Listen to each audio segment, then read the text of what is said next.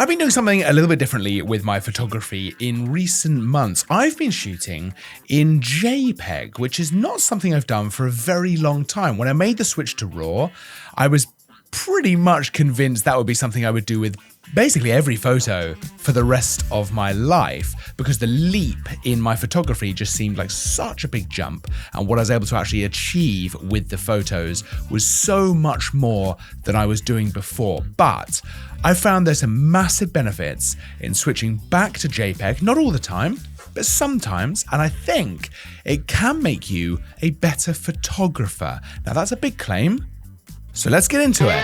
It's Tutorial Tuesday. Welcome back to Tutorial Tuesday, where each and every Tuesday we bring you a brand new, fresh photography tutorial. Now, let's get right into it. Shooting in JPEG might seem like an unnecessary limitation to apply to yourself. Why do that when the option to shoot in RAW is there, right? You have maximum flexibility when you shoot in RAW. There's so much you can do to the image after you've taken it.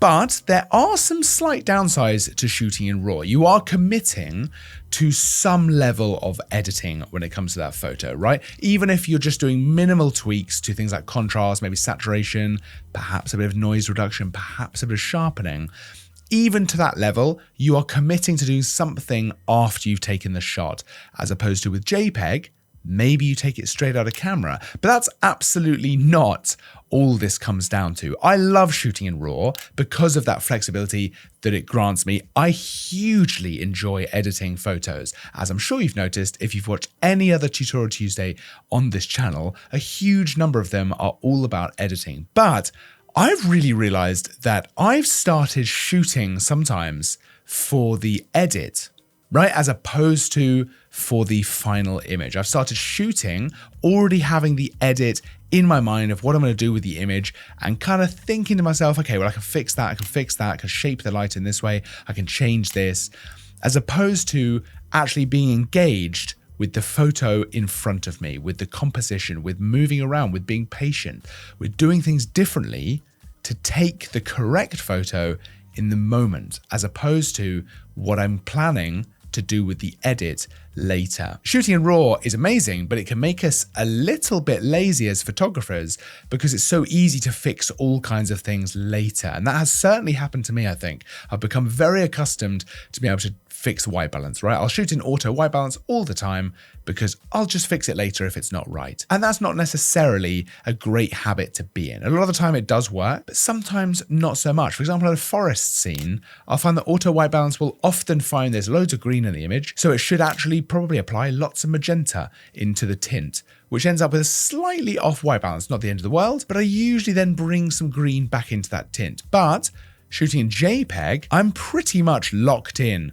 with things like white balance, with exposure to a degree. I have much less room to move that around. So why would that make me maybe a better photographer? Well, I think that laziness that comes along with shooting in RAW can kind of slow, maybe even halt, our growth as a photographer, right? As a photo editor, great, love it. And I love that side of things. But as a photographer in the moment, with composition, with lighting, with framing, with trying to get the shot, with patience, I think that my growth has actually been slowed by relying so heavily on shooting in RAW. Changing over to JPEG has forced me to engage much more with the moment and with the photo in front of me, and to think very deliberately about every aspect of the photo that I'm taking. If it's a challenging scene when it comes to lighting, you're going to have to make a decision about whether something is going to be overexposed, maybe something's going to be underexposed, and maybe that makes for a better photo. Maybe one element being underexposed and actually having a very dramatic look to things, actually maybe that makes for a better end result, as opposed to everything being exposed kind of correctly, which can happen sometimes with RAW. You know, you bring those shadows back, the highlights down, everything kind of evens out so you can see everything correctly. But where's the kind of drama? Where's the story in that? And that's something that I think with JPEG, you're having to make that decision in the moment and actually commit to it, knowing you can't change that later. It's made me think a lot more about the lighting in my shot, whether there's anything I can do to change it or move myself around, or even if it's just that I have to wait for slightly better lighting that might happen in 5 minutes, 10 minutes, an hour, whatever it might be, I'm not going to be doing anything in the edit to actually change this lighting dramatically, which I can maybe do a little bit more with a raw photo. It means I'm training my photography eye and my photography brain. So I'm really switched on with the moment, as opposed to, again, with the edit. It's also made me much more likely, and actually I've been doing this a lot, to play around with in-camera color profiles. And this is especially true when it comes to cameras like the Fujifilm X-E5, for example, right? But pretty much all the Fujifilm cameras.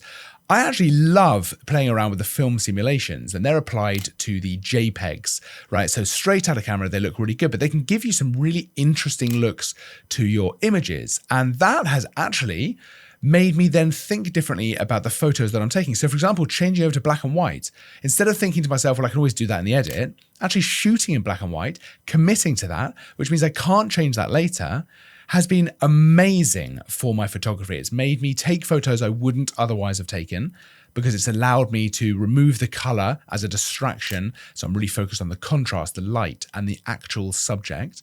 But other color profiles as well. There's lots of great film simulations with Fujifilm, and other brands as well have got some really nice actual different color profiles that you can play around with to get some different looking shots and a different feel to your shots as well. Committing those to a JPEG initially is a little bit scary when you're so used to shooting a RAW, but actually it has done wonders for my photography. I've also found that I've enjoyed my photography so much more, right? Shooting like this has brought so much of that joy back of actually being a photographer. Sounds a little bit cliche, but I've just been so much more switched on and engaged with the moment of shooting these photos. And I've been getting such a sense of satisfaction out of actually nailing a shot all in camera. That's not to say that I wouldn't do that with a RAW photo, but it just makes me a little bit lazier when it comes to those end results, because I know a lot of the work will be done in the edit. Ultimately, it's made me slow down a little bit, which I think always improves the photography ultimately, because you're thinking about it more. The limitation I'm applying to myself has made me so much more aware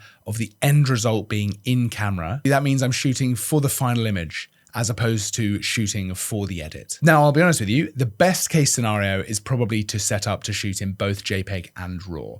And that's because if you do come to later realize, I wish I'd shot this in color, for example, but you only shot in black and white, but you also shot a RAW, you do have that still available to you. If you do shoot JPEG and RAW and you want to do some fancy edit, the kind of stuff we do on Tutorial Tuesday, you still can do that with the RAW photo if you want to. Although, there is something to be said for committing to just shooting in JPEG and just going all in on that. I do think it's a little bit scary, but I do think it can be very liberating in just bringing you right into that moment. Not to mention smaller file sizes. It's a little bit quicker if you want to share those photos because they're basically ready as soon as you've taken them. What do you think? Is this something that you've played around with, shooting in JPEG, to limit yourself as a photographer to try and engage that photography brain? I'll be honest, I find that limiting yourself as a photographer in all kinds of different ways. We talked about shooting in black and white before, specifically, or maybe limiting the number of shots you take on any given shoot. These limitations can really force our brains to work slightly differently. You just approach everything with a new perspective, which can do wonders for that photography eye, for honing your instincts and really getting better at photography, which can be a lot of fun. But I'd love to know what you think. Is there anything else that you do or any thoughts you have on any of this? Let me know down in the comments. I always think that's super interesting. Of course, don't forget to like, subscribe. There's new content all the time. I'll see you in the next video. But until then, as always, thanks for watching.